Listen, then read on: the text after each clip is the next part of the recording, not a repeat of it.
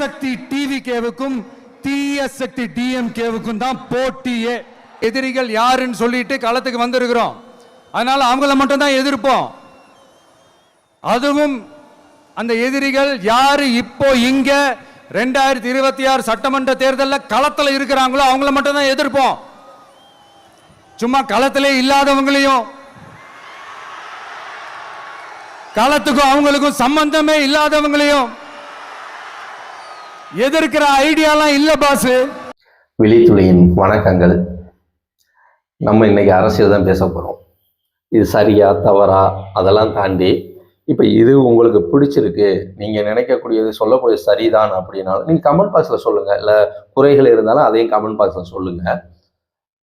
ஆனால் யார் விழித்து கொள்ள வேண்டும், இப்போ அரசியல் களம் என்னவாக இருக்குது அப்படிங்கிறது. இப்போ நேற்றைய தினம் டிசம்பர் 18 ஈரோட்டில் விஜய் அவர்கள் ஒரு கூட்டம் போட்டாங்க இல்லையா, அதில் பார்த்தீங்கன்னா தெளிவாக யார் போட்டிங்கிறத தெளிவாக சொல்லிட்டார். எனக்கு எதிரி யார் அப்படிங்கிறத சொல்லிட்டாப்புல.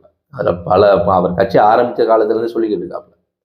இதில் சிலர்லாம் கேட்குறாங்க, திருப்பரங்குன்றத்தை பற்றி பேசலை, மகாத்மா காந்திங்கிற அந்த பேரை நீக்கிட்டாங்க, அதை பற்றிலாம் எதுவும் சொல்லலை. இவர் ஒரு சங்கி, இவர் பாஜகவின் கைக்கூலி. எதுக்குங்க பேசணும்? பாஜகவை எதிர்த்து பேசும்போது என்னவாகும்? அப்போ என்டிஏவுக்கும் தாவேகாவுக்கும் போட்டின்னு ஒரு நெரேட்டிவை செட் பண்ணிட்டு திமுக ஆளுங்கட்சி அவங்க தனியா நிக்கணுங்கிற ஆசையா? அதை பேசவே மாட்டாங்க. அவர் தெளிவா இருக்கிறாரு. ஏன் எடப்பாடி அவர்களையோ இல்லை அதிமுக பற்றி அந்த பேரையாவது உச்சரிக்கிறாரா? இல்லை, அவர் தெளிவா இருக்கிறாரு. எனக்கு நேர் எதிர் திமுக தான். திமுகவுக்கு எதிரினாலே நான் மட்டும்தான். ஸோ இங்கே தீய சக்திக்கும் தூய சக்திக்கும் தான் போட்டி அப்படிங்கிறத ஒரு நெரேட்டிவை செட் பண்ணுறாரு. மக்கள் மத்தியில் பொது புத்தியில் டிஎம்கேக்கு மாற்று தாவேகா அப்படிங்கிறத கொண்டு போக நினைக்கிறாரு. அதிமுகங்கிற அந்த இதையே அப்படியே எரர் பண்ணிடுறாரு. அப்போ அதிமுக ஆட்டோமேட்டிக்காக அடுத்த கட்டத்துக்கு போயிடுது. இப்போ அதிமுக என்ன செய்யணும்?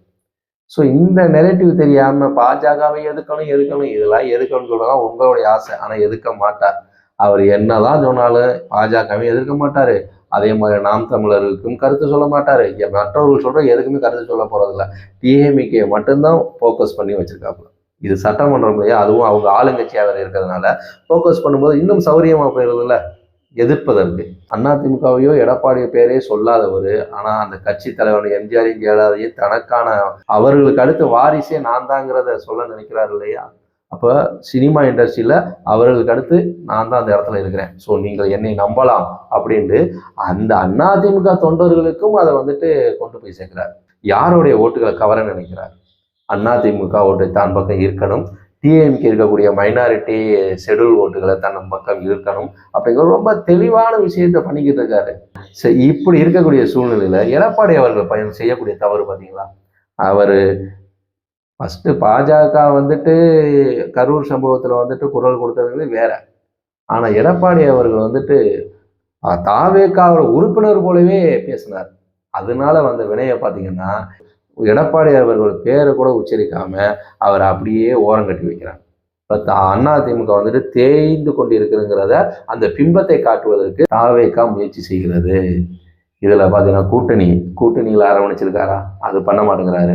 அப்போ பாஜக இப்போ வெளியே போயிடுச்சுன்னு வச்சுக்கோங்களே. ஏற்கனவே பாராளுமன்ற தேர்தலில் வெளியில் வந்தாங்க இல்லையா, வெளியில் தனக்கான ஓட்டு சதவீதம் இருக்குங்கிறத காட்டினாங்க இல்லையா. இப்போ அவங்க வெளியில் வந்துட்டா பாஜகவுக்கு ஏதாவது பாதிப்பு இருக்குதா? ஒரு பாதிப்பும் இல்லை. ஏன்னா அவங்க தேசிய கட்சி, அவங்க இப்போ ஆட்சி செஞ்சுக்கிட்டு இருக்காங்க. ஆட்சி செய்யாமல் இருந்திருந்தா கூட, ஏன்னா இப்போ காங்கிரஸ் ஆளுங்கட்சியாக இருந்துச்சுன்னா இப்போ மற்ற பல மாநிலங்களை காங்கிரஸுக்கான ஒரு அடையாளத்தை உருவாக்கி இருக்க முடியும். ஆனால் அது இல்லாதனால தானே அவங்களால மீள முடியல. ஆனால் பாஜக ஆட்சி செஞ்சுக்கிட்டு இருக்காங்க மத்தியில். அப்போ பல இடங்களில் இந்தியா முழுமைக்கும் 80% அவங்களுடைய கண்ட்ரோலை கொண்டு வந்துட்டாங்க, ஆட்சியை கொண்டு வந்துட்டாங்க. அப்போ தமிழ்நாட்டில் இப்போதான் வளர்ந்துக்கிட்டு வர்றாங்க. அவங்க வெளியில் வர்றதுனால அவங்களுக்கு ஏதாவது பாதிப்பு இருக்குதா? தனியாக களம் கண்டு நாங்களும் இருக்கிறோங்கிறத காட்டுவதற்கான ஒரு வாய்ப்பு அமையும். என்ன எம்எல்ஏ வேணா இல்லாமல் இருக்கலாம், ஆனால் எதிர்காலத்தில் அவங்களுக்கான வாய்ப்பு அமையும்ல. அப்போ அதிமுக தனித்து விடப்படுவாங்க இல்லையா? அப்போ தனித்து விடப்பட்டால் என்ன ஆகும்? கீழ் நோக்கி போயிடும்.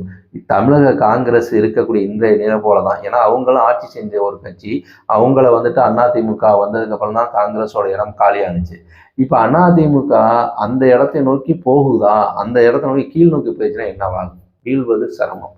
ஆனா போயிருமோ அப்படிலாம் இல்லை. ஏன்னா திமுகவுக்கு மாற்று அண்ணா திமுக அப்படிங்கிறது பொது புத்தியில இருக்குது. அதை மாற்றத்தான் வந்துட்டு தாவேகா போராடுது. அதனாலதான் அண்ணா திமுக பற்றி பேசுறதும் இல்லை, மற்ற கட்சிகளை பற்றி பேசுறதே இல்லை. ஒன்லி திமுக மட்டும்தான் தனக்கான எதிரி அப்படிங்கிற நிலைப்பாடுல தான் விஜய் அவர்கள் இருக்காங்க. அப்ப அண்ணா திமுக கூட்டணிகளை அரவணைக்கணும். நீ ஒண்ணு வேணாங்க, ஓபிஎஸ்ஐயாவது உள்ள கொண்டு வரணும் கட்சிக்குள்ள. டிடிவி எல்லாம் வந்துட்டு கொல்லப்புறத்துல பாஜகவோட கூட்டணியா அமைச்சுக்கங்க, சீட்டு கொடுத்துக்க, அந்த சீட்டை உங்க சீட்டை கொடுத்துக்கங்க அப்படின்னு சொல்லி அதை அப்படியே கழட்டி விட்டுறணும். அந்த மாதிரி ஒரு கூட்டணியை, இந்திய கூட்டணியை வந்துட்டு உருவாக்குவதற்கான முயற்சி செய்யணும். இன்னமும் வந்துட்டு மமதையில நாங்கள் தான் ஆட்சி அப்புறம் மமதையில எடப்பாடி அவர்கள் இருந்தாருன்னா கண்டிப்பா வாய்ப்பே இல்லை. என்ன ஒரு சந்தேகம் அதிமுக தொண்டர்கள் மத்தியில இருக்குன்னா, எடப்பாடி அவர்கள் வந்துட்டு திமுக தான் மீண்டும் ஆட்சிக்கு வர வேண்டும்னு நினைக்கிறாரோ, அதனால தான் அவர் வந்துட்டு இப்படி செய்யறாரோ அப்படின்னு சொல்லிட்டு எடப்பாடியார்களுடைய மேலேயே வந்துட்டு ஒரு வருத்தம் இருக்குது. டிஎம்கே தான் மீண்டும் ஆட்சிக்கு வர வேண்டும்ங்கிறதுல மு.க.ஸ்டாலின் ஐயா விட எடப்பாடி அவர்கள் தான் வந்துட்டு உறுதியா இருக்கிறாரு அப்படிங்கிற மாதிரிதான் பலரும் பேசிக்கிட்டு இருக்காங்க. இது எல்லாமே எடப்பாடி அவர்களுக்கு வந்து காதுகளுக்கு போகுதா போகலையா, இல்லை அதை எதையுமே கொண்டு போகாம மறைச்சு வச்சுட்டு உள்ளடி வேலை நடக்குதா, எதுவுமே தெரியல. ஆனா பாஜக வெளியில போச்சுன்னா அதிமுக நிலைமை அதோகதி தான். ஸோ இது புரிந்து அதிமுக விழித்து கொள்ள வேண்டும். தாவேகா, திமுக, பாஜகங்கிற ஒரு செட் ஆயிடுச்சுன்னு வச்சுக்கோங்களேன், மிகப்பெரிய ஒரு சிக்கல் அதிமுக உருவாயிரும். அடுத்து மீளவே முடியாது. அப்ப இந்த மூன்றுல 2 தான் கடைசியில தமிழ்நாட்டில் வந்துட்டு இருக்கும். ஸோ அதுக்கான ஒரு சூழலை எடப்பாடியார் அவர்களே உருவாக்குகிறார் அப்படிங்கிறது தான் பார்க்கப்படுது. ஸோ பார்ப்போம், இன்னும் காலங்கள் இருக்குது. எப்படியாக கூட்டணிகள் அமைய போகுது, எடப்பாடி அவர்கள் வந்துட்டு அடுத்து என்ன நகர்வை எடுக்க போகிறார் அப்படிங்கிறத பொறுத்திருந்து தான் பார்க்க வேண்டியிருக்குது. அண்ணாமலைங்கிற ஒருவர் மீது உள்ள வன்மத்தினால வந்துட்டு எடப்பாடியார் வந்துட்டு ஒரு தவறான முடிவை எடுத்துக்கொண்டு இருந்தார். அண்ணாமலை அவர்கள் கட்சிக்குள் அவர் ஆக்டிவா இருந்தால்தான் என்டிஏவையும் காப்பாற்ற முடியுங்கிற சூழ்நிலையும் இன்னைக்கு இருக்குது. ஆனா பாஜக மேலிடம் ஏதோ ஒரு திட்டத்துல தான் அண்ணாமலை அவர்கள் வந்துட்டு மாநில தலைவர் பொறுப்புல இருந்து அவரை வந்துட்டு சேவ் பண்ணி வச்சுக்கிட்டு இருக்காங்கிற மாதிரி தான் தெரியுது. இதை விழித்து கொள்ள வேண்டியது எடப்பாடியார் அவர்கள். அவரை மாநில தலைவராகவே தொடர விட்டிருந்தாருன்னா இப்ப எடப்பாடி அவர்களுக்கு வந்து ஒரு நல்ல ஒரு வாய்ப்பு அமைஞ்சிருக்கும். அதை அவர் தவற விட்டுட்டாரு. பார்ப்போம் அடுத்தடுத்த அரசியல் களம் எப்படியாக இருக்குன்ட்டு. ஸோ இந்த பதிவை பற்றிய கருத்தை நீங்க கமெண்ட் பாக்ஸ்ல சொல்லுங்க. ஸோ மேலும் அடுத்தடுத்து ஃபாலோ பண்ணுவோம். நன்றி உறவுகளே.